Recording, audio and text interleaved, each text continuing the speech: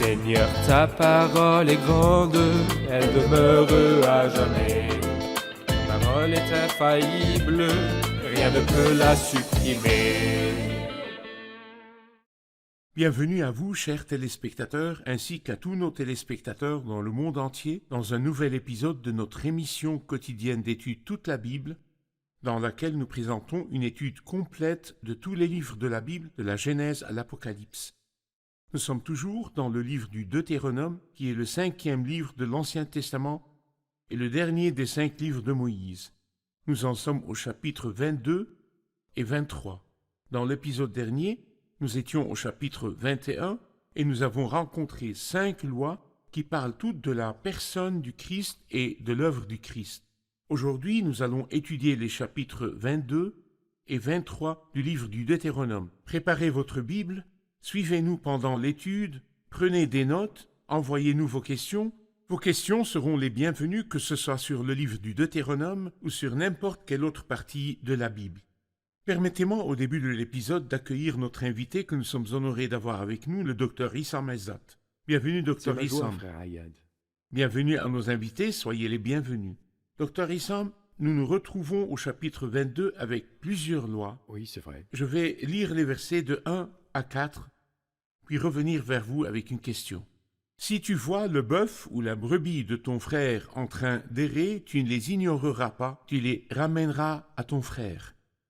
Si ton frère n'habite pas près de toi et que tu ne le connaisses pas, tu prendras l'animal chez toi et il restera avec toi jusqu'à ce que ton frère le réclame, alors tu le lui rendras.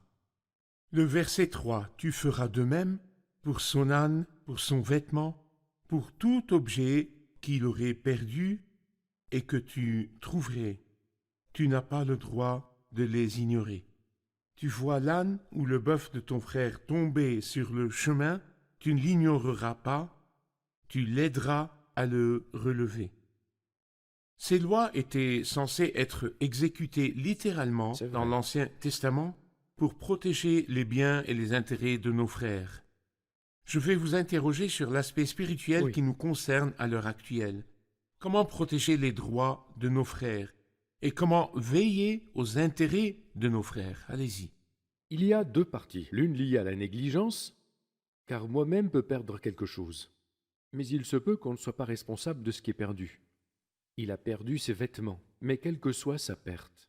La deuxième partie, quels sont mes sentiments envers mon frère quand je trouve quelque chose qu'il a pu perdre? Quelle attention donnerais-je à mon frère? Me soucie-je de sa réputation? C'est capital. Est-ce que je le protège? Préservais-je ses affaires en ma possession et les lui rendais-je en ayant pris soin ou pas? C'est l'application littérale de ce que Dieu dit là. Dans l'application spirituelle, surtout quand ça touche les relations humaines, ce qui prime, c'est l'intérêt de l'autre.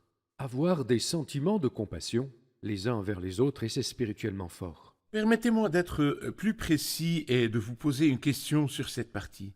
Le bœuf nous parle toujours, et c'est l'un des animaux purs, par exemple des sacrifices. Quelqu'un prenait un bœuf pour l'offrir en sacrifice. Ce bœuf a été perdu, par exemple.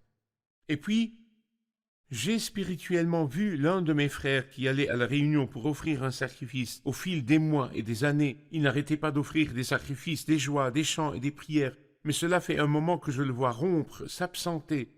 N'est-ce pas considéré comme si mon frère avait perdu son bœuf, perdu son sacrifice? Quel est mon rôle envers lui? C'est vrai. Je dois l'aider en lui ramenant son bœuf. Parfait. Pas? Surtout si je sais avoir trouvé ce bœuf perdu. C'est notre responsabilité de nous soutenir les uns les autres, nous sentir solidaires, pour aller de l'avant, pour progresser, être en éveil spirituellement sur les uns les autres, nous défendre les uns les autres, c'est important. Il a perdu son âne, et l'âne parle du service. C'est vrai. Quelqu'un utilise l'âne pour le service, pour transporter les choses. Quelqu'un servait toujours le Seigneur, et il a déprimé et a trébuché à cause d'une certaine situation, et il est resté à la maison. Que devrais-je faire? Et s'il perdait ses vêtements? Ça se réfère à son comportement, n'est-ce pas? Parfait. À son apparence, que devrais-je faire? Littéralement à le couvrir et lui retrouver son habit. Comme je l'aide à récupérer son bœuf, je l'aide à récupérer son âne. Couvrir sa honte, c'est ma responsabilité spirituelle, notre responsabilité envers et contre C'est-à-dire, ces versets suppriment l'égoïsme. Nous sommes tenus d'aider les autres à rétablir leur relation avec Dieu, leur service, leur communion avec le Seigneur, leur apparence et leur comportement. Ce n'est pas simplement une question d'égoïsme. Non, mais c'est plutôt une question d'ouverture. Très bien. Non seulement regarder ses intérêts d'abord, mais veiller aux intérêts de nos frères. Parfait. Se soucier d'eux. Parfait. Spirituellement, c'est plus engageant que rechercher simplement à ne pas être égoïste. Verset 5. Une femme ne portera pas une tenue d'homme et un homme ne mettra pas des vêtements de femme, car celui qui fait cela est en horreur à l'Éternel ton Dieu. C'était l'application dans l'Ancien Testament. Quelle est l'application dans le Nouveau Testament? Face à cette question, nous sommes pour ainsi dire devant un drame. Car dans son temps, c'était une femme ne portera pas une tenue d'homme et un homme ne mettra pas des vêtements de femme.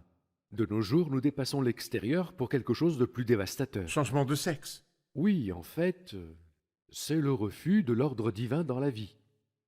Le refus de la condition divine. À l'heure actuelle, nous sommes confrontés à une terrible vague. Validée par le monde, validée par les politiciens et validée par les constitutions. Comme quoi chacun est libre non pas de porter ce qu'il veut, mais d'être ce qu'il veut. Un homme, mais il veut vivre comme une femme, qu'il le fasse. Une femme qui veut vivre comme un homme, qu'elle le fasse. Je ne voudrais pas parler ici ouvertement. Mais cela arrive. Ça se fait depuis longtemps dans le monde, mais maintenant c'est au vu et au su de tous. Et ça se transmet actuellement à nos sociétés de façon hallucinante. La transgression de l'ordre divin. La transgression de l'ordre divin qui introduit l'impureté dans la vie, C'est vrai. de façon funeste. Cela arrive, oui, bien sûr, cela arrive. C'est que personne n'est content de ce qu'il est. C'est pas question de condition. C'est une volonté propre liée à la convoitise. Exactement. Une convoitise effrénée incontrôlable, alors je suis libre d'être ce que je veux être. Et on le leur a légalisé. Vous avez vu les manifestations?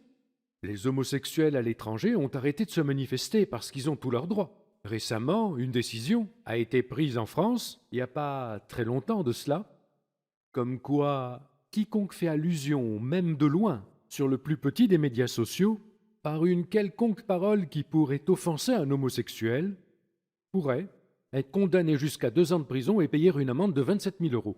Et c'est pour une simple allusion. C'est vrai. L'intention directe du texte était qu'une femme ne portera pas une tenue d'homme, et un homme ne mettra pas des vêtements de femme. La question d'homosexualité. Les hommes qui veulent être des femmes et les femmes qui veulent C'est être vrai. des hommes. La transgression de l'ordre divin. Tout à fait. Il ne Il n'y a s'agit plus de pas de discernement, vêtements vous de savez. culture. Et c'est Dieu qui a fait ça. Il vous a distingué en tant qu'homme et il vous a distingué en tant que femme. C'est vrai. Merci, nous prenons une pause puis nous reviendrons pour une question.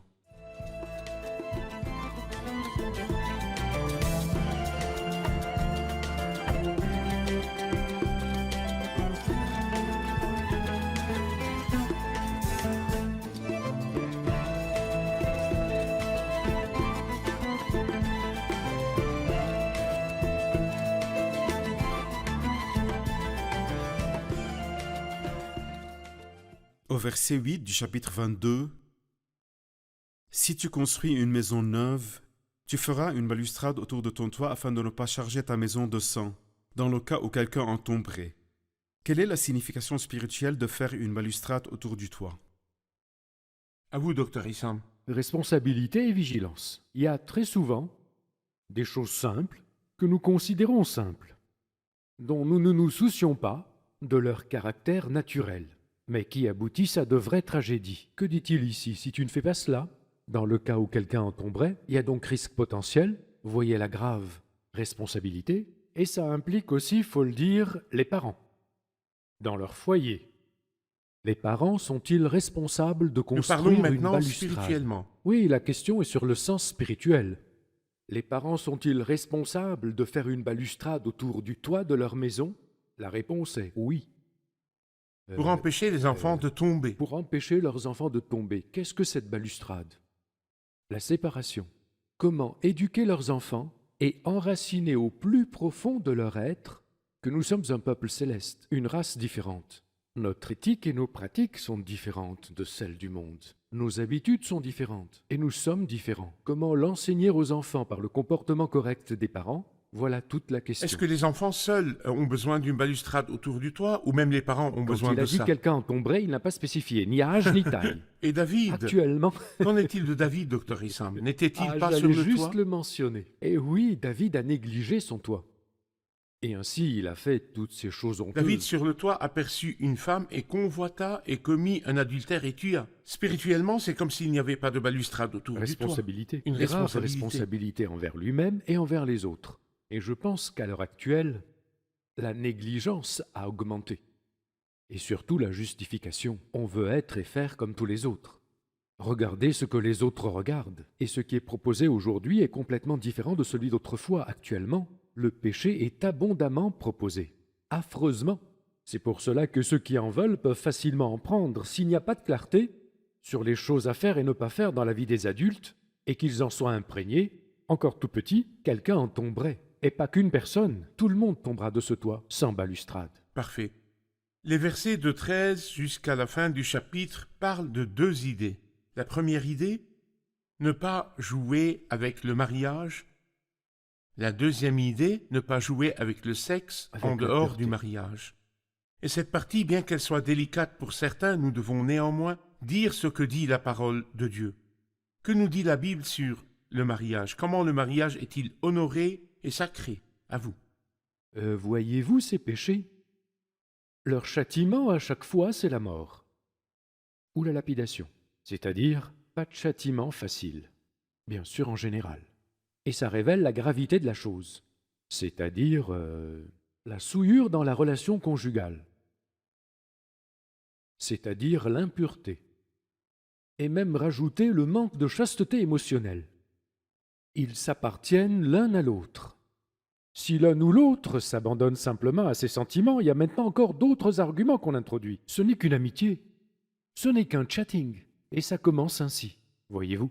Et après, que se passera-t-il? Cela même est-il vrai?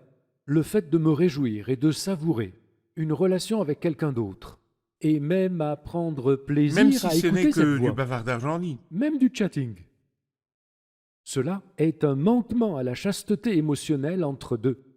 La chasteté émotionnelle et corporelle se valent, tout comme il y a une virginité corporelle et émotionnelle, tous cohabitent. Donc, les deux ne font plus qu'un, aucun n'a le droit de donner même le plus petit de soi à quelqu'un d'autre. C'est vrai. Il se doit tout entier à son conjoint.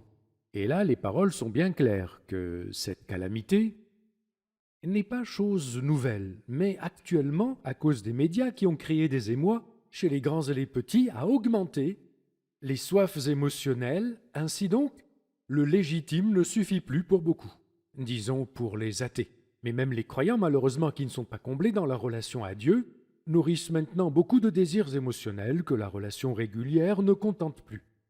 Les instincts et les émois ont été stimulés par les médias qui les ont aguichés. Et parce qu'ils ne se sentent pas assouvis par leur conjoint, que la relation à Dieu est rompue ou superficielle ou pas satisfaisante, il est normal que leurs sentiments se relâchent et qu'ils cherchent à les vivre avec quelqu'un d'autre, mais c'est un crime à tous les égards et son châtiment est douloureux à tout point de vue. Parfait. Dieu a conçu le mariage pour un seul homme et une seule femme. L'homme est la tête, la femme est le corps de l'homme. Personne n'a détesté son propre corps, au contraire, il le nourrit et en prend soin, il protège ce corps, il traite ce corps avec chasteté et ne permet à aucun intrus de s'introduire dans nos relations. Et pas seulement que ça, parce que ça ne commence pas par là. Ça, c'est l'aboutissement. Ça commence par cette phrase de la Bible: tout homme qui regarde une femme pour la convoiter a déjà commis un adultère avec elle dans son cœur. Et après cela, on se défend de n'avoir rien fait. Mais l'avoir vécu émotionnellement et mentalement, pour Dieu, c'est consommé. Même si c'est pas fait au regard de Dieu, l'émotion et le mental, c'est déjà faillir. Est-ce que si la femme n'apprécie pas son mari et ne satisfait pas ses désirs, est-ce une excuse pour aller satisfaire ses désirs, ses besoins émotionnels, laissez-moi dire émotionnels d'appréciation, d'amour et de mots d'admiration avec une autre femme?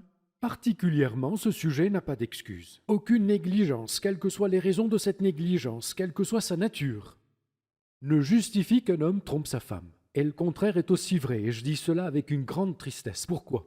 Parce que ces histoires ont considérablement augmenté à l'heure actuelle. Que de foyers brisés. Et avant de l'être explicitement, il l'était en secret, parce que chacun d'eux, ou peut-être simplement l'un des deux, s'est donné à quelqu'un d'autre. Pas forcément le corps en premier, mais probablement l'oreille, les yeux, le sourire, ses émotions, s'est laissé griser par des émotions, des paroles, et le processus bien rodé a fait briser plein de foyers. Parfait. Cela a terriblement augmenté. L'incompatibilité émotionnelle ne se résout pas par l'adultère. Exactement. L'entente peut revenir si la relation est rétablie avec C'est Dieu. vrai. Donnez-nous des directives pratiques et des solutions pratiques avant de terminer ce point. Nous avons maintenant un couple de jeunes mariés. Que voulez-vous nous dire de peur que cela n'arrive à l'avenir? Faites attention, par exemple, dans la vie privée, à l'utilisation des téléphones portables, à l'histoire du mot de passe pour chaque portable séparément. Que faire du bavardage en ligne pour se protéger? C'est d'abord une décision, non? Volontaire, avec certitude intérieure. Comment mener notre vie? Ça ne s'adresse pas qu'aux nouveaux couples, mais aussi aux anciens, notre question. Comment mener notre vie? La décision me revient. Qu'est-ce que je veux? Si la décision n'est pas stricte et intransigeante, coupée au couteau de pierre, pour reprendre un langage biblique, que je ne tolérerai aucun écart. Sinon, je suis mal barré. Deuxièmement, pas de décision tenue sans intimité avec Dieu. C'est primordial. La relation avec Dieu apaise les émotions, elle comble l'être intérieur et satisfait la personne de ce qu'elle reçoit de l'autre. Ses besoins affectifs et sexuels sont alors tempérés. Troisièmement, ne jamais s'exposer et se tenir à l'écart de tout ce qui excite les émotions et les bas instincts. Ces tentations sont devenues nombreuses. Je prends un exemple banal, les simples séries, les plus ordinaires, ou les films qu'on nous propose. S'y exposer, même aux scènes les plus innocentes, avec de simples échanges d'émotions, il n'y a pas de film sans, à moins qu'il soit entièrement violent. Chacun a sa dimension émotionnelle. Que ce soit par la violence ou par la sensualité, tous les films, quand on les regarde, augmentent-ils ou réduisent-ils les désirs émotionnels? Il l'augmente. Et ils augmentent le vide émotionnel. Pourquoi augmenter le vide émotionnel? En moi. Je veux satisfaire les sentiments que Dieu a mis en moi, dans la relation que j'ai choisie avec Dieu, et rassasier tout mon être de Dieu. Mais alors, pourquoi rechercher ou s'exposer à ce qui exaspère nos émotions? Les miennes ou celles de ma conjointe? Dit en d'autres termes, rien de tout ça à la maison. Parfait. Ne leur faisons pas franchir le perron, et savoir clairement où je peux m'aventurer sur le net et où faut rester prudent. Deuxièmement, un principe, ma femme et moi dans la lumière, un fondement très important. Dans la lumière, cela signifie que je ne lui cache absolument rien. Mon portable est son portable. Mon portable est son portable et mon mot de passe est son mot de passe. Ce que je regarde, elle le regarde aussi. Il n'y a pas de secret. Cela me fait tellement mal. Quand des femmes racontent que la nuit, elles trouvent leur conjoint faire telle chose, elles en souffrent. Et j'ai encore davantage mal quand des enfants racontent avoir surpris leur père faire telle chose ou telle autre, alors qu'il le leur interdisait. Je ne Oh, dois quel pas me désastre! mettre en doute, même si ce que je fais est simple au début. Des messages innocents qui vont et viennent. Cela commence par Oui, comment l'innocence. faire face? Quel Oui. procédé? Fermez toutes ces portes dès le début, car si ces portes sont équivoques, elles seront grand ouvertes. Ces paroles sont très importantes et nous sommes devant une scène dont la Bible nous montre Je vous sa remercie. gravité. Nous nous sommes étendus sur ce point, mais cela en vaut la peine. Parce que c'est une douleur dans la plupart des foyers. Nous prenons une pause, puis nous reviendrons pour une question.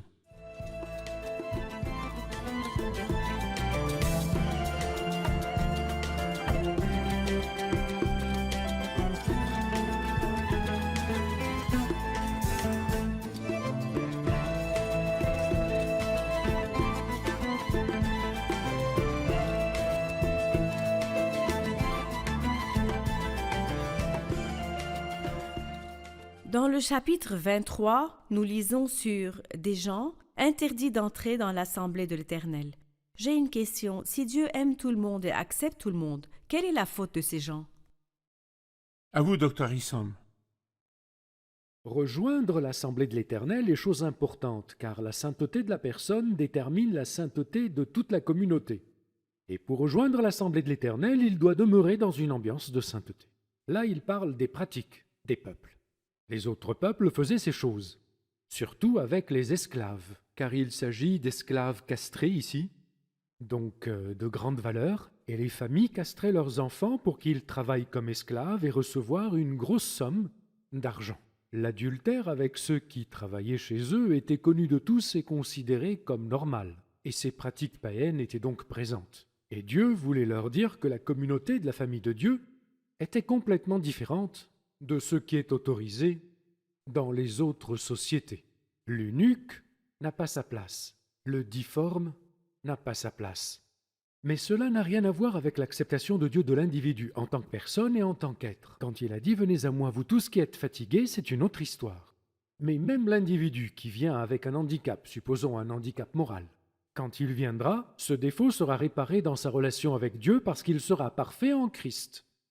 Et je pense qu'il parle là de ce qui ne sied pas à la sainteté de l'Assemblée de Dieu quand quelqu'un y adhère. Nous savons par d'autres parties de la Bible que Dieu accueille tout le monde. C'est vrai. Il a accueilli Rahab, la Cananéenne, et il a accueilli Ruth, la Moabite, et il a accueilli de nombreuses nations qui sont entrées dans l'Assemblée de l'Éternel. La grâce accueille donc tout le monde, mais ces défauts font référence à des défauts spirituels et moraux. à fait. Parfait. Il veut dire que l'Assemblée de l'Éternel doit être sainte, sans défaut.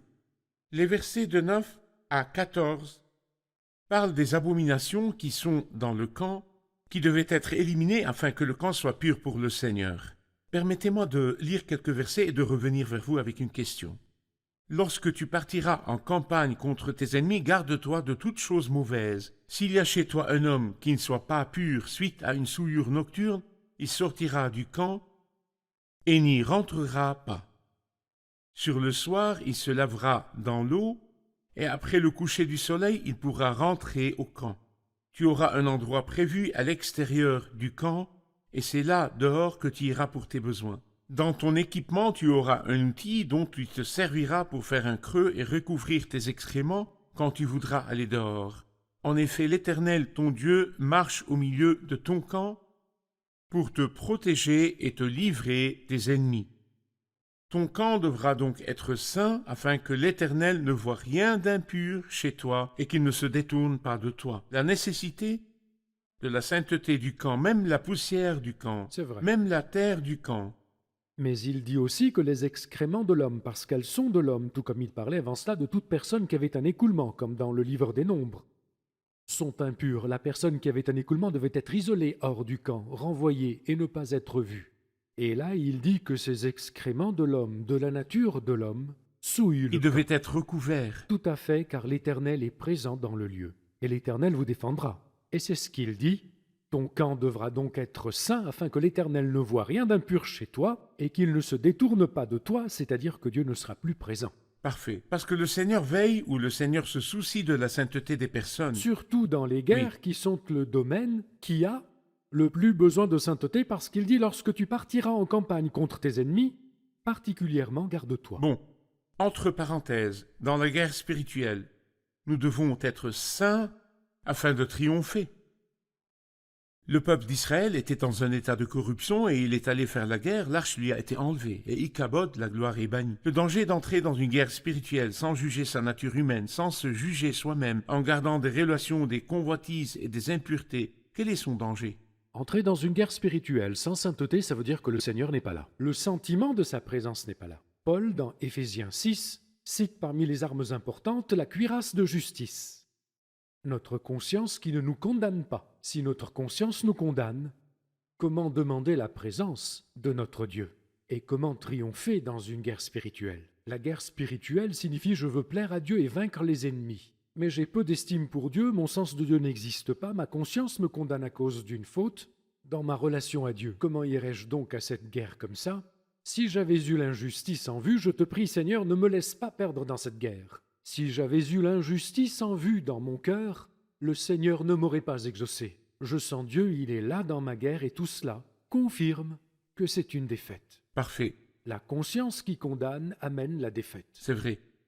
Il me reste la dernière partie de l'épisode à partir du verset 15 jusqu'à la fin du chapitre qui parle de diverses lois. Comment traiter avec un esclave, comment traiter avec une femme adultère, comment traiter avec ton frère et lui prêter sans exiger d'intérêt, comment traiter avec le vœu. À la fin de l'épisode, donnez-nous une idée générale sur ces lois. Parmi ce qui est cité ici, il y a l'esclave qui s'enfuit de son maître et vient se réfugier chez toi. Et là, bien sûr, il parle d'un esclave étranger, pour protection. Aie de la compassion pour lui. Il n'est pas du tout bon de le prendre et saisir l'occasion de le livrer à son maître dont il s'est enfui. C'est vrai, Je pense que c'est un acte indigne et il parle ici de compassion. Deuxièmement, voyez-vous, la recherche de la sainteté imprègne partout les écrits de l'Ancien Testament.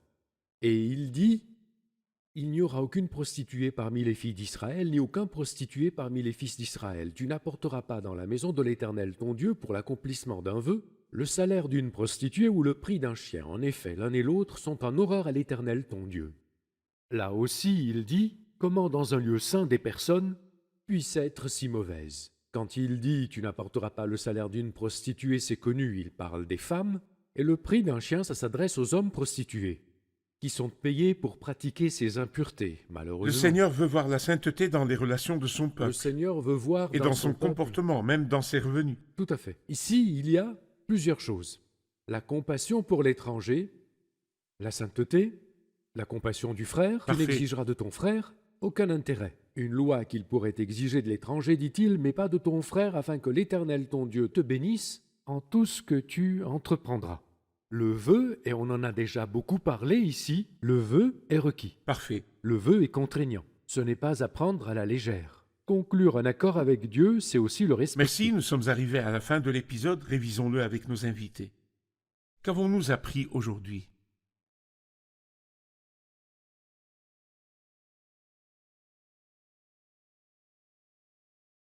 J'ai appris que nous devons avoir des sentiments de compassion pour nos frères et ne pas les ignorer. Nous avons appris du chapitre 22, si tu vois le bœuf ou la brebis de ton frère en train d'errer, tu ne les ignoreras pas. Le bœuf parle des sacrifices, c'est-à-dire si l'un de nos frères ou sœurs perd sa prière ou sa communion ou sa relation avec Dieu, nous devons lui prendre la main et le ramener au Seigneur, grandir dans la grâce et porter les fardeaux les uns des autres. Même si le sexe est un don de Dieu, mais il a des limites, il n'y a pas de sexe en dehors du mariage, ni de sexe avant le mariage. Merci, que Dieu vous bénisse. Merci, Dr. C'est à Essam, vous que le Dieu Seigneur vous bénisse. Chers téléspectateurs, le Christ, par son œuvre sur la croix, a pu séparer et mettre à part pour lui-même et se faire un peuple qui lui appartienne, purifié et zélé pour de belles œuvres. L'Église dans ce monde doit se distinguer par la sainteté dans son comportement.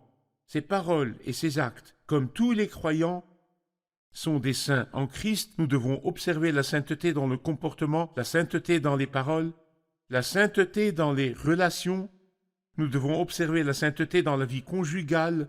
Nous devons observer la sainteté en toutes choses, la sainteté sans laquelle personne ne verra le Seigneur. Je vous encourage à vous examiner tous les jours à la lumière de la présence de Dieu et à lui dire « Examine-moi et connais mon cœur, mets-moi à l'épreuve et connais mes pensées ». Je vous encourage aussi à vous joindre à nous dans le prochain épisode pendant que nous poursuivons ensemble notre étude du livre du Deutéronome et que le Seigneur soit avec vous.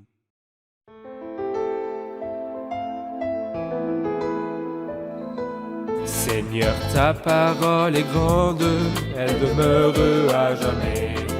Ta parole est infaillible, rien ne peut la supprimer.